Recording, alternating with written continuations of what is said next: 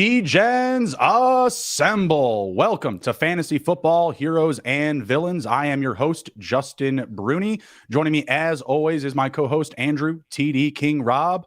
But tonight, we have a very special guest. We have Michael Florio of the NFL Network. Hello, Andrew, and welcome, Michael. How are we doing, guys? I'm doing great. I'm so happy to be on. Thank you guys for having me. Man, you know I'm always doing good when we get to talk some football, so let's get into it.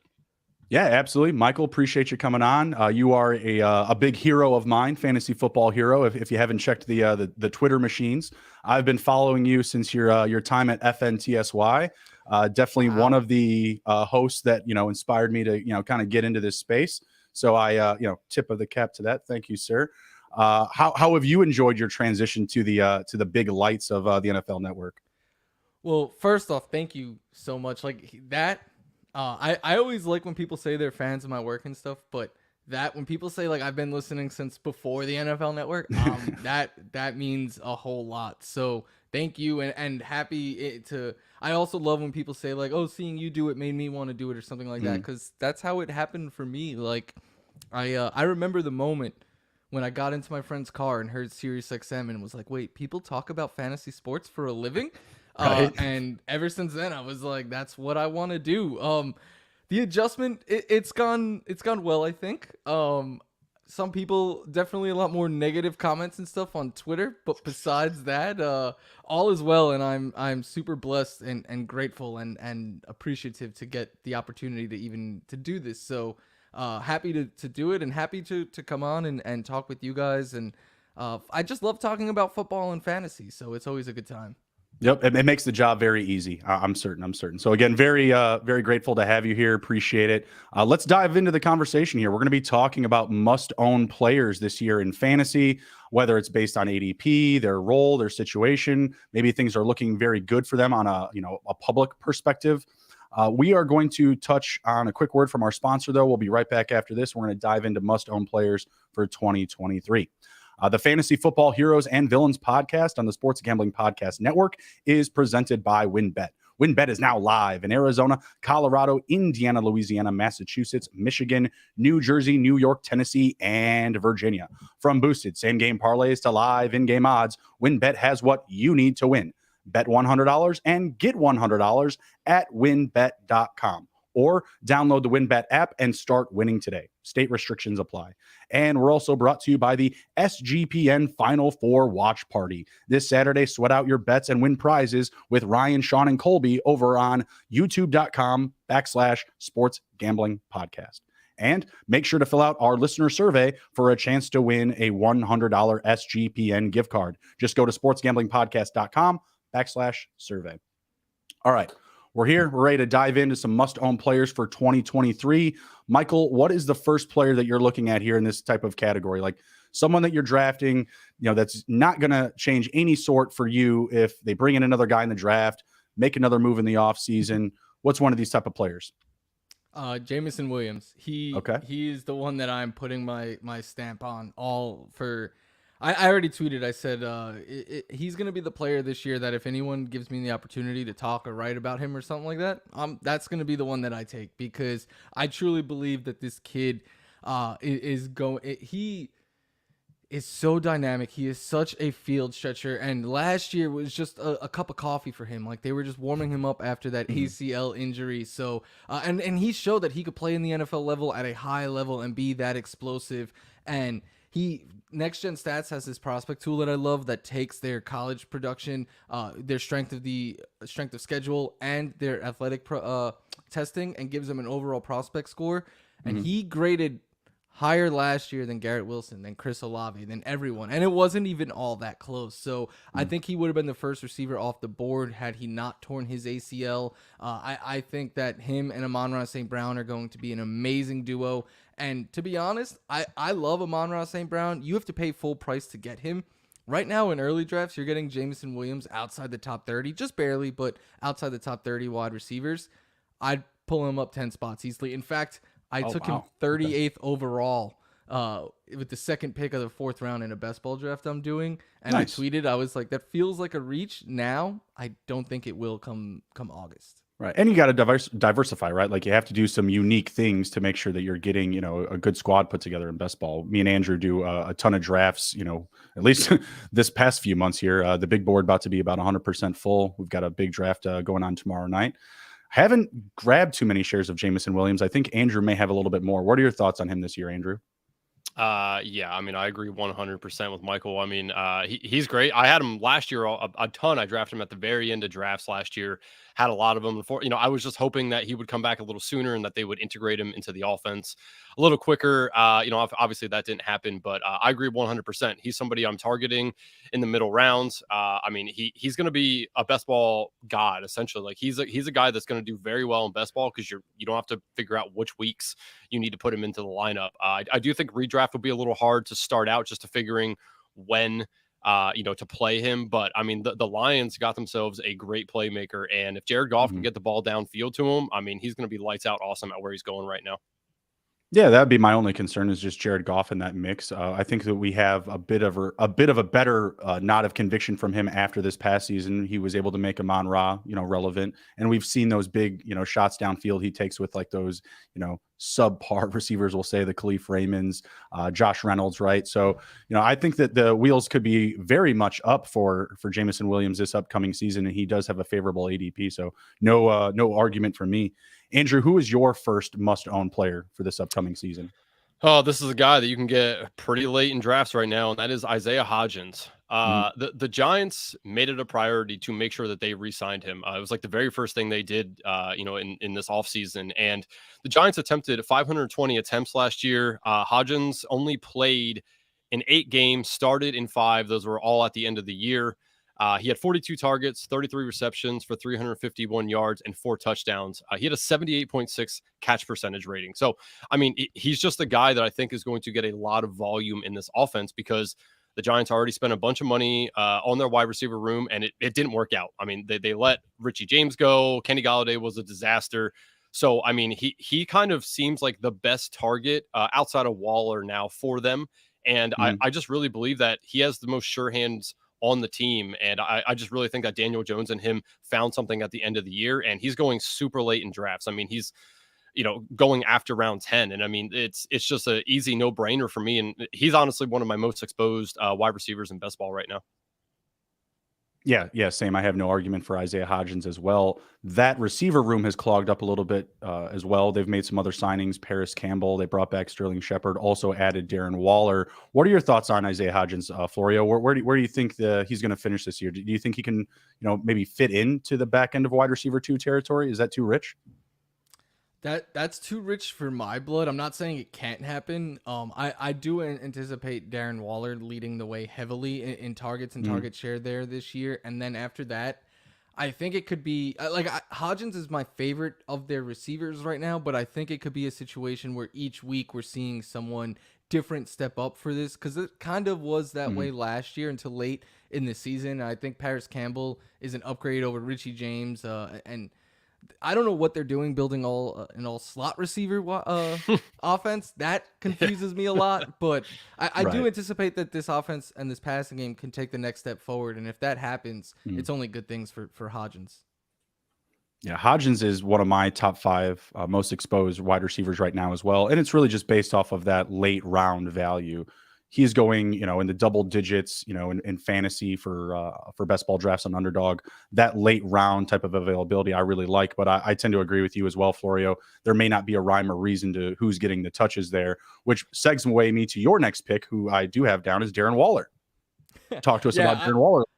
I'm in on Darren Waller, and when from the moment the Giants traded for him, I was like, this guy's a top 5 tight end again for me. And I will admit, I've been bullish on Darren Waller for years now. I think that he is one of the premier talents. I mean, I'm not saying anything groundbreaking here, but I think he's one of the top 3 or 4 tight end talents in the game.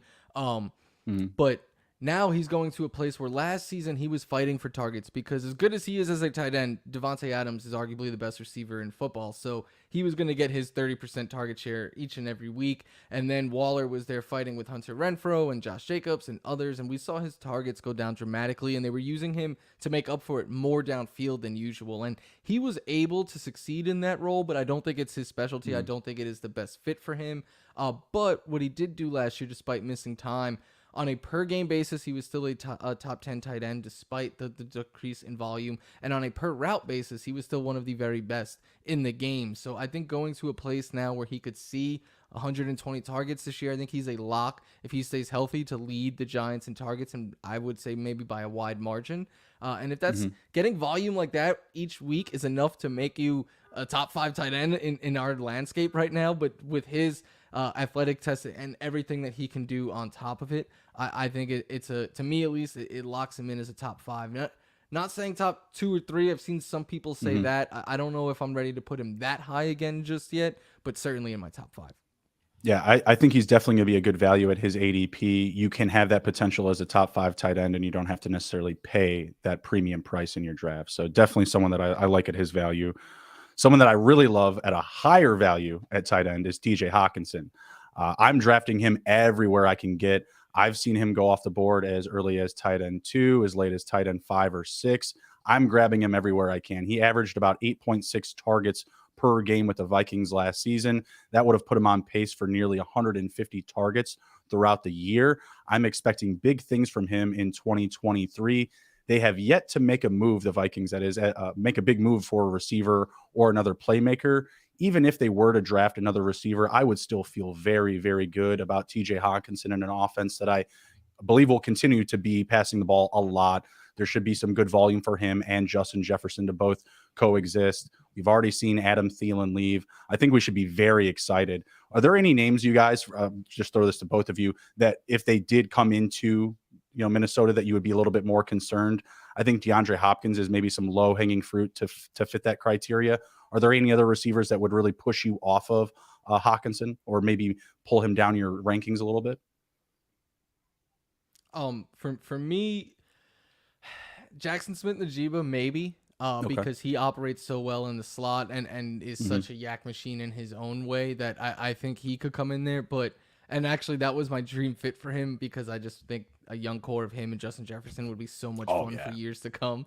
But they have a lot of needs, so if they don't grab him, I really don't think they're going to be the team that gets DeAndre Hopkins. I don't think Odell Beckham's going to end up there, so no. I think TJ Hawkinson is really safe, and I agree with you. I think it's him or Mark Andrews right now to be the tight end 2 for me, so I'm with you. I like TJ Hawkinson a good amount. What do you think, Andrew?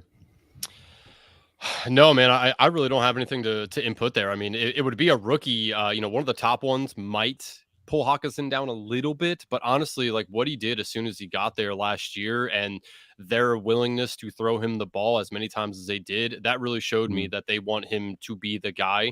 And so I honestly think he'll be behind Jefferson for target share this year, really depending what rookie goes there. But I mean, I don't think there's too many of them that'll really pull him down.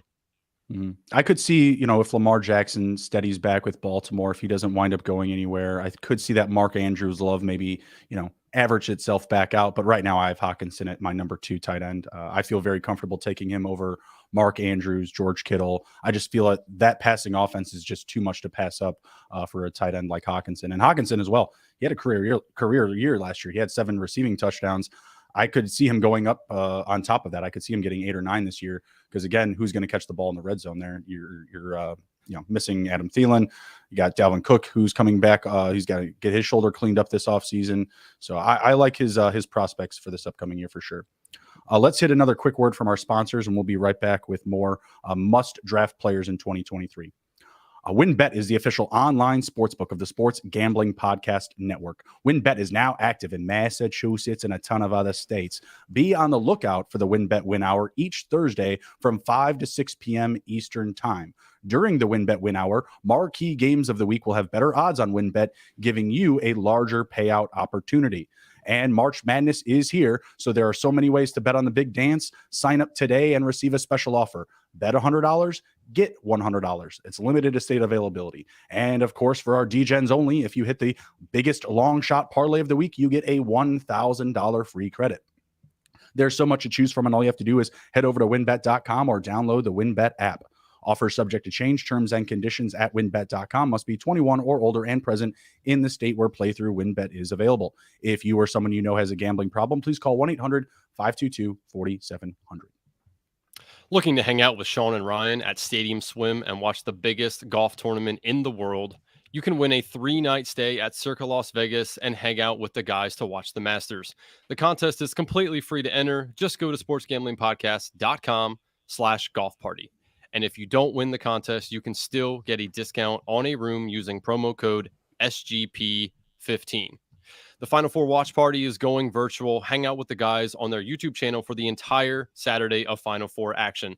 Live bets, prize giveaways, and much more. Subscribe to youtube.com/sportsgamblingpodcast and tune in on Saturday.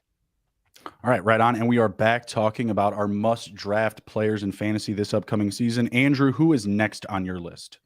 Next for me is Brian Robinson. Again, this is a guy that's going really late. He's like one of the very last starting running backs being drafted off the board right now. The Commanders are a run-heavy team. Obviously, I'm a fan, so I watch every single game. They had 538 attempts last year. Brian Robinson, after being shot, unfortunately missed some time. So he started 9 games, played in 12. He had 205 attempts, 797 rushing yards, 2 touchdowns, and he added 1 more through the air for an additional 60 yards. It's all about where he's going and the lack of who they're going to add, at running back. I don't think they're really going to do much. They have Antonio Gibson. Brian Robinson's clearly the lead guy. He fell in favor with all the coaching staff. Eric Bieniemy has already, said that he wants to use Brian Robinson. So if they can just allow him to be the guy, not add anything additional, let him do what he did last year and give him the same amount of attempts. I mean, for where he's going, he's going to finish probably, I would say, closer to the back end or middle, RB2 range. Again, the Commanders want to run the ball. They were about split on pass attempts versus run attempts. So they want to run the ball. He's going really late in drafts. And I feel like this is a guy that, again, as long as they don't add anybody, he could really be a good 0 RB target or hero RB target, somebody that he's your second or first RB for yourself. And I think that he has everything in that you need to be a lead running back. And I expect the Commanders to be a lot better on offense and run more plays this year than they did last year. And that'll just help his cause, where he's going. Yeah, I totally agree 100%. I have a fair amount of both Brian Robinson and Antonio Gibson on my best ball shares on Underdog. I am a little concerned about the quarterback play there. Florio, what do you think about Sam Howell? Like, do you think that this passing offense could deter the running game potentially? We wind up actually paying for these late round choices in Gibson and Robinson.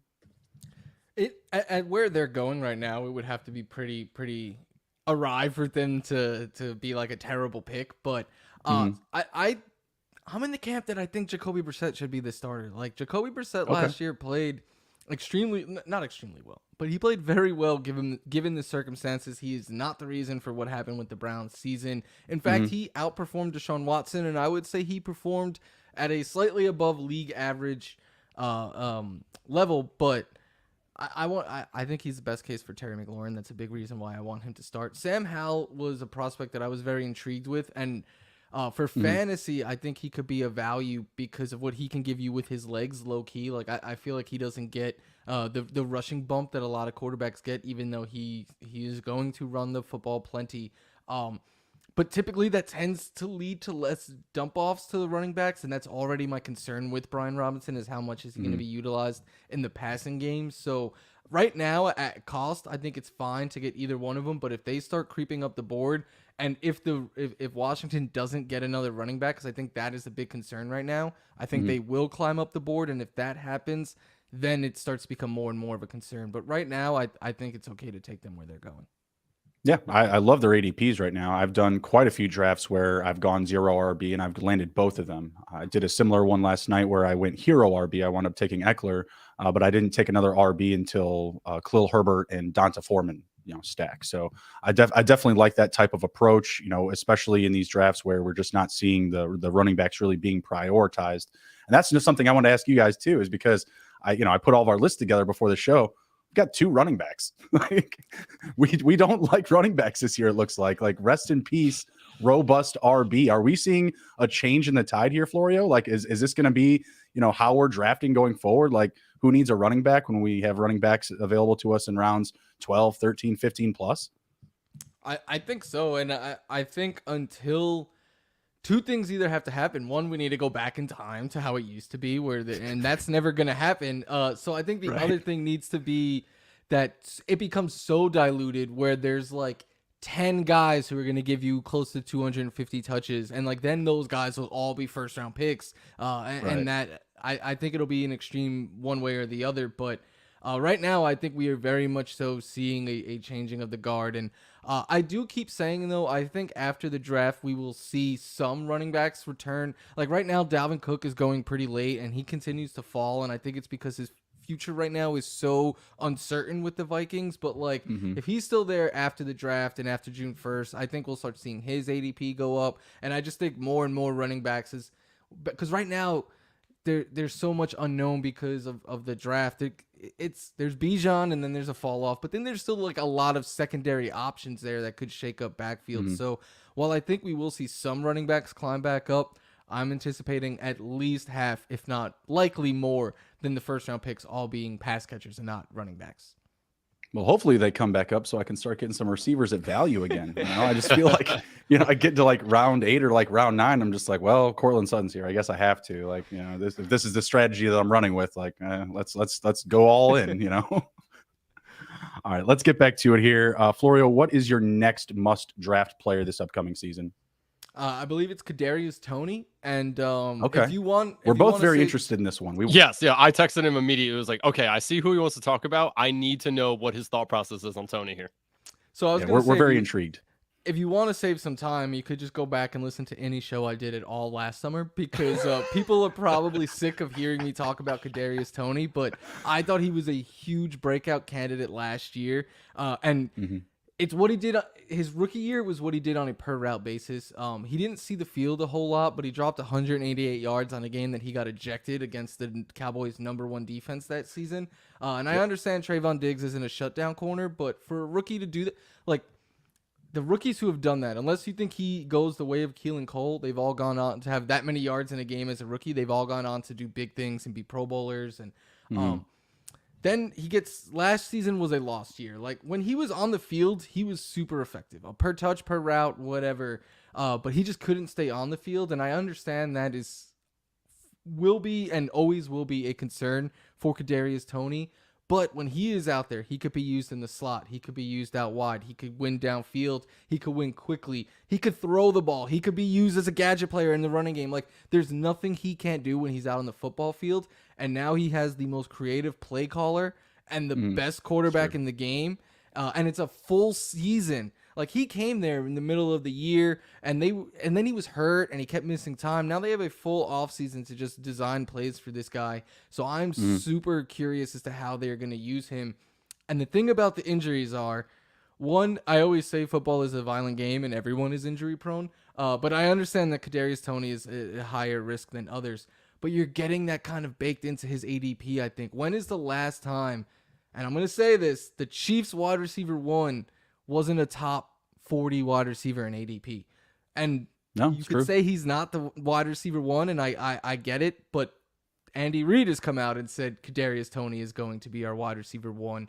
The draft could change things a little bit, but as of right now, I see he's going even cheaper than last year despite being in a better offense with a better quarterback, and I still think he's everything that I thought he was a year ago. So I picked him and Kyle Pitts for fun because everyone was so sick of me talking about them last season. But I'm not going away, and I am not quitting, and I will be here drafting these guys again. I love it. I absolutely love it. Last year, that guy was Elijah Mitchell for me. So, and I had to stand down. I had to take my knee, but I get it, and I appreciate that. What do you got, Andrew? So let me ask you here. So currently right now, again, I just did a draft 2 days ago on Underdog. Kadarius Toney went 66th overall, so that's the 6th round. Sky Moore went 122nd overall, which is the 11th round. So at their current cost, you definitely still prefer Toney. Yeah, I think Toney is the far superior player. I think Sky Moore could be like he's like Miko Hardman kind of, whereas I think Kadarius. This sounds so. I don't want this to come off as me trying to build him up too much, but when I watch Kadarius Toney play, I'm like, you know who the only other human I've seen have that much speed and athleticism and twitch? It's Tyreek Hill. So like, I'm not saying he can be Tyreek Hill, but with Andy Reid and Mahomes, I think they view him and they're like, if he can do half the stuff that we used to do with Tyreek Hill, and if he could do half of that, he could still be a 1,000-yard receiver, in my opinion. Mm-hmm. No, the room is super thin for a receiver with Juju leaving. So I expect them to add somebody in the draft. But, if that player, isn't a top, level receiver, because what they're picking at the end of the first round, maybe they could get like a Jordan Addison in there. If he falls, I've had him falling to the Ravens at 22. So it's really not that far fetched for them to land somebody like in that top 5 receiver discussion. So that'll definitely be a big factor for me. Go ahead. If they trade for DeAndre Hopkins, I take everything I just said back. Yeah. Oh, sure. Yeah. Yeah. We're not going to hold you against that. We're not going to hold that against you, brother. That's for certain. That's for certain. Before we finish out with our final 3 must-draft players, Andrew, I know you had a quick word to touch on for Underdog. Yeah, so as we talk about best ball, obviously we are brought to you by Underdog Fantasy. Underdog Fantasy continues their March Madness College Pick'em. It's a great way to get in on the action, especially if your bracket is busted like a majority of us unfortunately have been. Plus, Underdog Fantasy has your favorite college basketball player props and great NBA and NHL daily games. Head over to underdogfantasy.com and use promo code SGPN for a 100% deposit bonus up to $100. That's underdogfantasy.com, promo code SGPN. Okay, and we're back. We're talking must-own players in 2023 in fantasy football. I am up here, and I'm going with another tight end. I'm going with a little bit more friendly of an ADP in Dalton Schultz, now with the Houston Texans. I do believe that the Texans will most likely add a receiver, in the draft, but I feel like Dalton Schultz will still finish either first or second on this team in total targets. He should be a nice crutch to a rookie quarterback. Maybe it's Bryce Young, maybe it's Anthony Richardson, Will Levis. Doesn't really matter to me because he typically has a very low ADOT. He should be, going anywhere from about, 6 to 8 yards catching the ball and taking it for another 3 to 4 with a very low, yak rate. I think that he has that nice tight end, wide receiver type of hybrid built into his game. You're getting him at, I believe, tight end 11. He's my tight end 8 right now for, very early redraft, best ball type of rankings. I feel like he can get over 115 targets on this offense. What do you guys think about Dalton Schultz this year?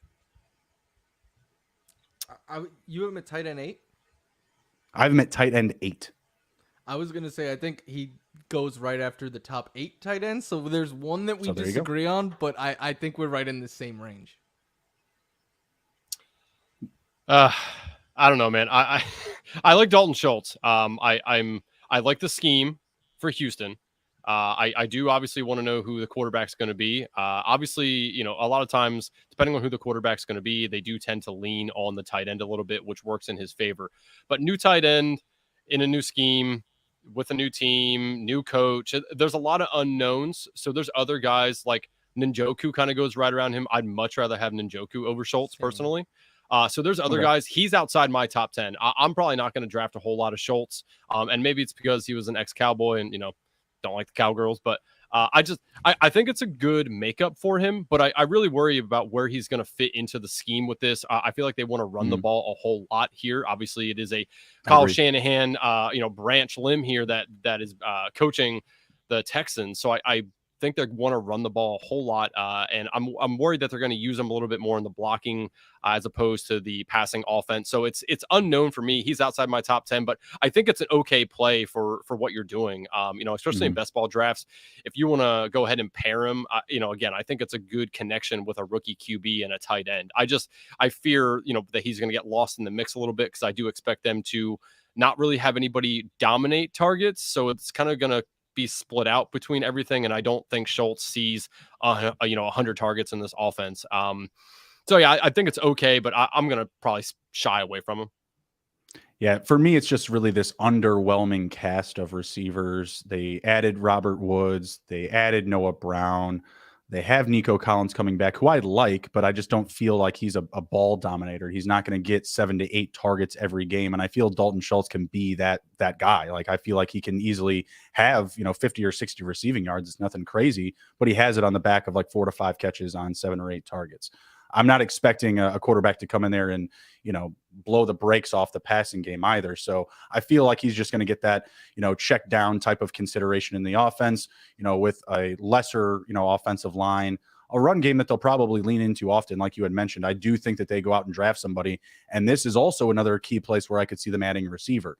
So that'll be factored in as well. But I just feel like his experience, like I said, his type of hybrid usage of being kind of a slot receiver and tight end, I feel like that's going to really pole vault him to the top of the priority in the offense. All right, Florio, who is your next guy up here? I kind of gave it away a little while ago, but it's Kyle Pitts, the man that I once ripped a shirt off to reveal a Kyle Pitts shirt on national TV. I like it. I love Kyle Pitts, and last year was not Kyle Pitts' fault. Let's just get that out of the way. 60% of his targets, the highest rate in the NFL last season, were deemed uncatchable. That means you could have Randy Moss, Jerry Rice. It doesn't matter. 60% of those targets, no one was going to catch. My favorite one that me and Patrick Claybon at work always laugh at is there's one where they show, like, the camera showed Pitts trying to track a ball, and then the other camera angle shows it's like 5 yards out of bounds, and it's just like, what is he supposed to do here? So I think Marcus Mariota, because outside of Zach Wilson, Mariota had the highest rate of uncatchable passes last year. So I think he was a really big disservice for Kyle Pitts. In fact, I think Arthur Smith was as well, and the way that he was used. Like, when he got hurt, he was by far leading the position in targets of 20-plus air yards. He had one catch on those because Marcus Mariota was the worst deep ball thrower in football as well last year. Like, any way you want to look at it, it was bad quarterback play that held Kyle Pitts back. And then, unfortunately for him, he was injured when they made the switch to Desmond Ridder, so we never really got to see what those two could be together. But I think any new quarterback is an upgrade from what Mariota was giving them last year. I think Ridder can certainly be better. I would love it if they went out and got like a Lamar or something like that, because then I think Kyle Pitts tight end too automatically. But Andrew's been banging that drum for a while. God, that would be so fun to watch. Oh my God. I tweeted, I was like, if you think Kyle Pitts could be Mark Andrews with Lamar Jackson, I think he could be even better. Because I truly believe right now in the NFL, the only tight end talent that I would 100% say is better than Kyle Pitts is Travis Kelce. I think Kyle Pitts is that talented, and if you liked Kyle Pitts coming into last season, I think you should like Kyle Pitts again. Everything that we were saying about his rookie year and him being a generational talent, all of that is true. I'm a little bit scared of the Jonnu Smith acquisition because he's not a good blocker, but what I'm hoping is that they just use Pitts more as a receiver than anything this season.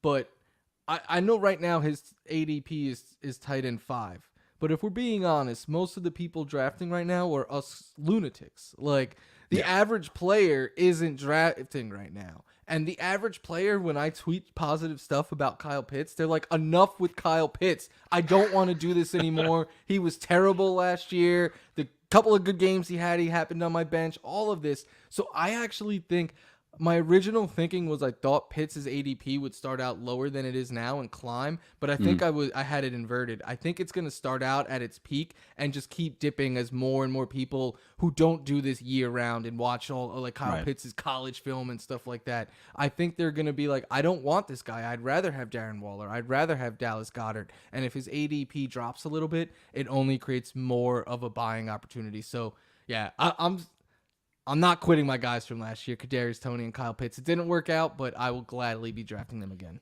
Yes, buy the dip 100%. He's one of the guys that I've noticed in drafts, especially recently. He'll go anywhere from round 5 to round 7. It's like no rhyme or reason to it. Anytime he drops to round 7, I am just rock hard to go draft him immediately. Like that's such a dip, right? Like, so yeah, it's just funny to watch like some of these ADPs. But I think you're right. Like as the average player gets in, it's going to drop a little bit more. So just keep buying the dip. Exactly. Absolutely. Like Dogecoin. That's right. Is that still dipping? Are still people still doing that? And Elon we trust. I have no idea. Yeah. I had a fair share of Dogecoin there for a minute. Like it got up to like a couple of thousand, and I was decent. just like, wow, Yeah. like this is it. Like I'm gonna be fine. Like the rest of my life is gonna be great. And then it came back down to like $500 or $600, and I was just like, all right, give me that money. I'm gonna use that for something. I still regret not selling when it was worth 75 cents. Oh, I know. Yeah, exactly. Yeah, that was when I was like booming. Like I had bought like, I don't know, like $50 or something. It was like less than like, pennies or something. It was like something stupid. And then it like blew up. I was like, oh shit, this is like, I'm gonna be awesome. Like this is great. I can quit my job in a couple of months. Like this is gonna be great. And then forget fantasy. I'm gonna start buying Dogecoin. That's for a right. living. No, I was ready to retire on fantasy. I'm like, I got Doge backing me up. It's gonna be fine, guys. Like my life is set. And then man, Elon, what happened, brother? Come on now. All right, Andrew, what is your next player up here? So are you not talking about DJ? I will. Okay, I'm going to close him down with I just my want to make last sure two. we don't forget him because that's definitely somebody I really like. But Ain't gonna happen. my last guy is James Cook, and again, this is all caveated by them not adding somebody else to the mix. Obviously, I know, that James Cook was sharing last year with Devin Singletary. This year, Damian Harris is now in the house. I don't think it really is going to change how I view James Cook just because they brought in a bruiser who's probably going to be the guy around the goal line, right? James Cook's going to do majority of the work between the 20s. He's a good PPR guy. He's a great, value right now for a 0 RB target. He's going much later than a lot of running backs. Sean McDermott came out and said that he doesn't want Josh Allen running as much as he shouldn't. I mean, honestly, like last year he ran a ton, and if they really want him to remain healthy, he can't run as much as he did. That's not necessarily saying that Josh Allen can't still be a goal line back for them, but I just don't think he's going to run as much, between the 20s. So James Cook, great offense. Great prospect coming out of college. I know the coaching staff really likes him, so I assume he's going to take another step forward his second year in this offense. And again, for me, it's just all about his ADP, where he's currently going. I'm drafting a lot of them, and I really do expect them to use him definitely more than they did last year. I would assume he's probably going to bulk around 70% of the carries, unless they add somebody else. So I really hope they don't. But again, his ADP right now is so friendly. Yeah, absolutely. I love him as a late round PPR target. The only concern I have is, man, these Bills, they just keep loading up on weapons. They just keep adding receivers like crazy. Like they had a Jamison Crowder. What the hell are they doing having Jamison Crowder? It's crazy. Florio, what are your thoughts on James Cook for this upcoming season? Do you think he can make it up into the like mid RB2 space and end of the year? Yeah. It's not really much of a secret, but I'm a Bills fan, and I like James Cook. What he showed last year, I think, is very much for real. He was so explosive. People were like, Damian Harris is a negative for James Cook. And I was like, I think this is best case scenario because the Bills made it clear from day one, like they wanted to add a size back.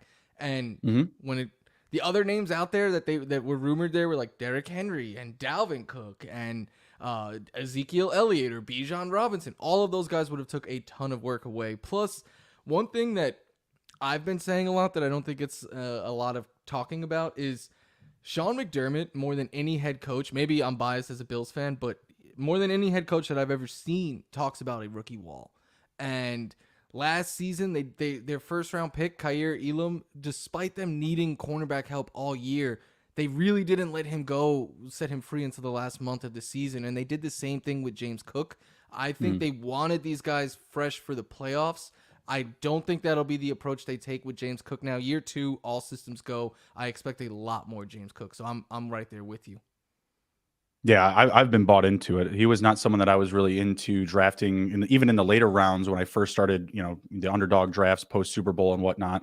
But Andrews has definitely convinced me. I'm a little bit more also convinced because of what you had just mentioned, Damian Harris rather than Devin Singletary, because I felt Devin Singletary could, fill a similar role. They were just kind of eating out of each other's, hands and opportunities, right? So I definitely like the Damian Harris fit. My only concern, like you guys have both mentioned, if they had somebody in the draft, could you guys see maybe like Kareem Hunt going there? I've been getting Kareem Hunt vibes with Buffalo recently. Joe Mixon too. I don't know. I guess he could, but I mean, really, are him and James Cook that different? I mean, they both kind of have the same skill set. I don't really see why they would want to do that per se. So, yeah, he could, but I mean, I don't know. James Cook is just a younger Kareem Hunt in my eyes. Like they have the same skill set. I think Kareem Hunt might run a little harder, but James Cook's a little faster. So I don't know. I don't think it'd be a good fit for them. I could see it if he signs like a really cheap deal, but I don't see them investing much because they already have Naheem Hines there, who they did get a cap restructure with. That's what I was going to ask you about too. He is coming back for sure. Yeah, they lowered his salary. He will be back. Gotcha. Okay. Bean loves to take running backs on day 3, so if they take another running back, I think it'll be then, especially because they're saving their assets to go out and get DeAndre Hopkins. I wouldn't hate that at all. That wouldn't would hate be that at so all. fun to watch. Him and Steph Diggs. I mean, and them adding another receiver, like I said at this point, wouldn't surprise me. And maybe that's just the feeling that I'm getting because they've added like Trent Sherfield, they added Jamison Crowder, Deontay Hardy. Like I was just like, okay, I get it. These guys are rounding out. Yeah, they still have Khalil Shakir, Gabe Davis. Like I was like, okay, you're rounding out the roster here, but like, don't we want to make a move? Like, don't we want one of these bigger players? You know what I mean? Like, let's keep some space on the team, guys. Come on. When D-Hop posted that Buffalo Soldier video, I was like, that's it. I'm convinced the Bills are getting him. Von Miller needs to get to working. I know he's a big recruiter for them. He was trying to get to OBJ at one point. All right. I have a couple of names to close it down with. Deontay Johnson, who Andrew had kind of peeped there, just completely getting disrespected right now in ADP. He's coming off the boards in round 6, 7, 8 on Underdog. He's wide receiver 39 on Underdog. I have him up 19 spots. Wide receiver 20. This is someone who has finished with 140 plus targets in 3 straight seasons. Last season, kind of an anomaly, like just throw it out. He had 0 touchdowns. First season that he hasn't scored a touchdown. You have Kenny Pickett, who is a rookie. I think he takes a step forward. I think the offense just in general takes a step forward. You have kind of a renewed offensive line after the Big Ben years. I could very well see them drafting another receiver to wide receiver the Pittsburgh Steelers. I could see them going after a Quentin Johnston to kind of replace that Chase Claypool role that they lost to my Bears. I could see them doing a lot of different things that'll just propel the offense and give us more confidence about DJ. Right now, it should be absolute wheels up at his ADP, but I have to imagine he's going to climb up to rounds 4 or 5 at some point. Like there has to be a little bit of give back here. Any disagreement?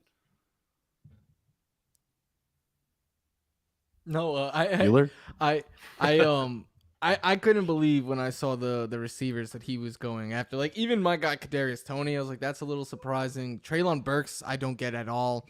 Marquise Brown is another one I don't really get at all. And him and George Pickens going so close, I think are going to be a really interesting case study because George Pickens was highly productive when he was targeted, but he didn't earn a large target share. And it was the exact opposite with Deontay Johnson. He earned double-digit targets almost every week, but didn't do a whole lot with them. So I think the battle with – I really do like the talent that is George Pickens, but I still – would even say like I don't understand why Deontay Johnson's going behind him. Yeah, I mean, obviously, Justin, my love for Deontay Johnson. I mean, he just gives me the Miles Sanders vibe from 2 years ago, right? Miles Sanders, no touchdowns, and then look at what he did last year, right? Like Deontay Johnson could do the same thing. And I hear these arguments all the time for George Pickens, which I think people when they like George Pickens, they feel like they can't like Deontay Johnson and vice versa. Like both of these things can be true. Both of those wide receivers can be good, especially if they don't add anybody. Kenny Pickett needs to take a step forward a little bit here. Obviously his passing numbers last year were subpar, but I do think that he'll take a little bit of a step forward here. But I mean, how can you pick Pickens over Johnson with just sheer target volume, right? Unless that completely flip-flops, I'll take Deontay Johnson over Pickens any day of the week. But I do still think they can both be productive. So I don't think you have to like one or the other. Oh, absolutely. And like you said, his role is just lock, stock in that offense. Like he is going to be that target hog. I like Freiermuth. I like Pickens. And again, even if they add somebody, like even a top receiver, I still feel like DJ is just going to be that guy in their offense. He, is really confirmed into that role as being just that high target slot usage type of receiver. All right. My last guy up here kind of fits into your last take too, Florio. You had said top 8 QB. I have Trevor Lawrence on the list. He's actually my number 6. I have him, pretty high, I think, in comparison to the public. That offense is going to be fantastic. You're bringing in Calvin Ridley from last year's deadline trade. They brought him in to pair with Christian Kirk. They brought in Zay Jones last year. He was successful. They're bringing back Evan Ingram on the franchise tag. An underrated move, but I really liked the pickup that they made of Dearness Johnson as well. I think that he can be kind of an all-around secondary back to Travis Etienne, and Andrew and I have discussed about them also adding even another running back in the draft. I feel that Lawrence is going to have all the weapons in his toolbox that he's going to need to really go on the attack this season. I mean, talk about a complete turnaround from year 1 to year 2. I think it was 13 touchdowns, 17 interceptions to 25 and 8 in the positive direction this past year.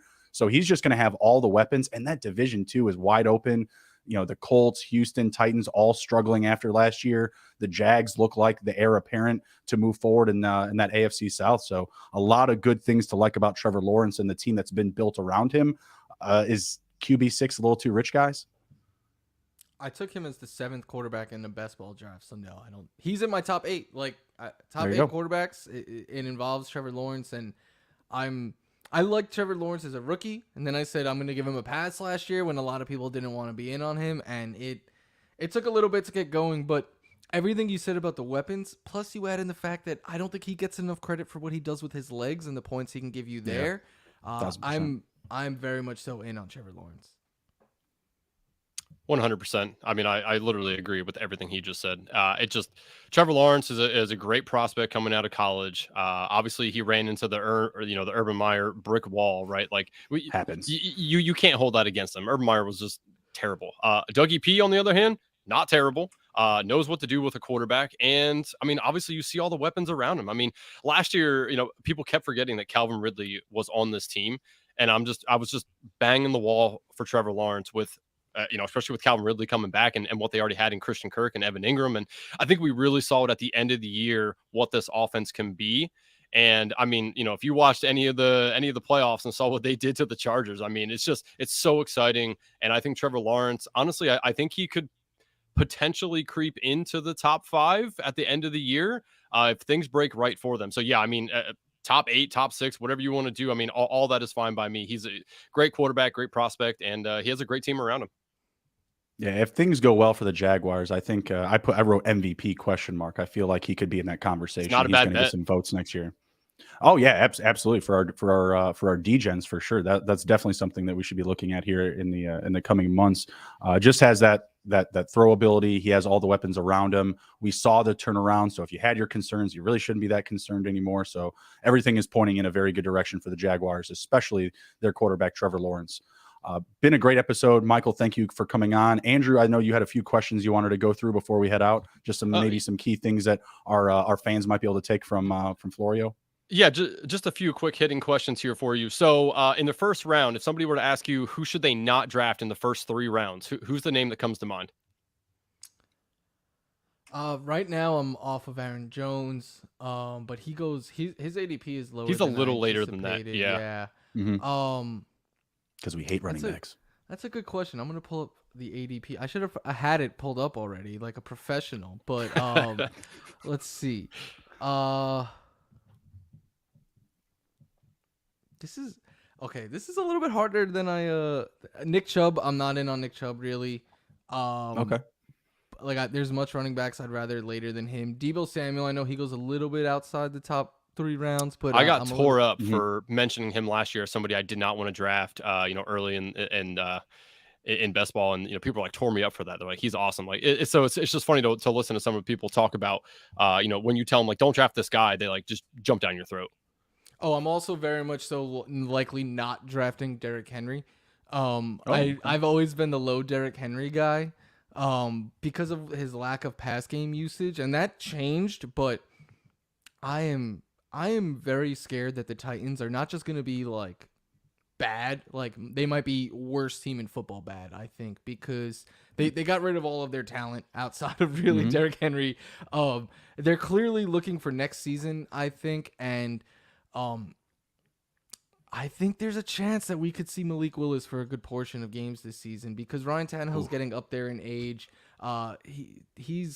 His days in Tennessee are numbered. And then I think they could be like, hey, we want to see what we have in this kid. And if Malik Willis plays as poorly as he did last year, it helps their chances of getting the number 1 pick. So I see a lot of concern with Derrick Henry given the age, all the wear and tear on there. The fact that even on a good year with him catching passes is not that high. to me, there's a lot of warning signs here. And I'm the kind of player where I'd rather be a year early being off of a guy than a year late. It's why like 7 years in a row I didn't draft Tom Brady. But it doesn't always work out. But I'd rather be wrong and get someone similar than be right and have that guy on my team. Yep. So who's your favorite late round running back to target currently? Like I would say late rounds, probably like after round 7, 8, somewhere in there. Okay, so there's a good amount right now. Like Rashad Penny is one of my favorite running back targets in general. And getting a little bit deeper than that, I think as much as I love Khalil Herbert, I think Deontay Foreman, like 35 picks later, is a really good value there as well. James Cook, I know you mentioned, that's in the range right after like the top 8 rounds. Tyler Algier, I know he's in that range. I really like Tyler Algier. I think he could take a big step forward.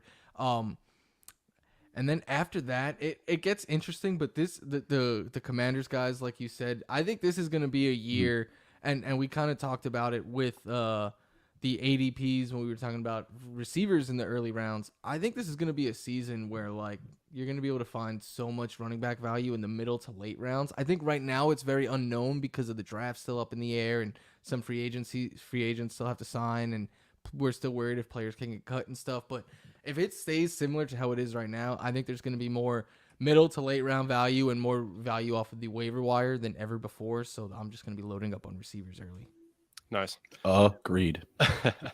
So based on ADP, and take Jameson Williams out of this because I know you love him, which second year wide receiver do you think can make the biggest step forward? So, which guy would you want to draft based off their ADP that you think can take the biggest step forward? I want to say Garrett Wilson, but man, everyone is already expecting him to do so. But the thing is, when I looked and when I saw people saying like Garrett Wilson top 10 fantasy wide receiver, I was like, no, I don't think so. That's too high. And then I was looking at the receivers who go after him, and I'm like, yeah, I'd rather Garrett Wilson than Jalen Waddle right now, or Devonta Smith, or T. Higgins, or Chris Olave, so like. I was like, yeah, no, I fully think this is where Garrett Wilson belongs. So as of right now, I would go with him. It would have been Christian Watson had this Aaron Rodgers. I know it hasn't happened yet, but this trade, if it wasn't going to happen, it would have been Christian Watson because I think he is supremely talented. But right now, I feel like you're still paying close to where I expected his ADP to be. I thought with Rodgers, he'd be a top 20 wide receiver, and he's going 23rd. With Jordan Love, which comes with so many more question marks that I've actually completely turned around on Christian Watson, and I'm like, I'll let someone else draft him instead. Yeah, no, I agree as well. I wrote about him last year before the season about how prolific of a player he could be with the Packers. So I'm with you 100% there. Last question I have for you, really quick, and this is just a general fantasy tip. What's the best tip when somebody comes up to you because And this isn't for the sickos like us who are literally studying fantasy day in, day out, every single day of the year. But for your average fantasy manager, what is like the best tip that you give them? A lot of the times I have to tell people that what you see on the field doesn't always translate into fantasy. And like people will be like, well, I need a quarterback because it's the most important position. And I'm like, no, not in fantasy. It's not. And I want Patrick Mahomes because he's the best. And I'm like, yeah, I would rather have other quarterbacks over him, but so to me, the biggest example is knowing that like fantasy is different than real life, and a lot of the times people will come up to me and be like, "Look at my team! I took this quarterback in round 1, and then this." And you're like, oh, why did this team is terrible? And I always have to try to tell people like it's very different than real life, and it's not. I think what a lot of people want it to be is I watch football, I know football, and it's like, no, it's its own entity. And the more you can lean into that and accept that and kind of build your strategy and learn the nuances of fantasy, that obviously the better and better player you're going to be. Yep. It's a beast of his own, and we have to slay the beast. Also, pass catching running backs greater than running backs. running backs. I like that. All right, very good. That was a great show. Michael, again, appreciate you coming on. Andrew, good as always. We're going to head out. Michael, let them know where they can follow you on Twitter and anything that you're working on that folks should know about coming up.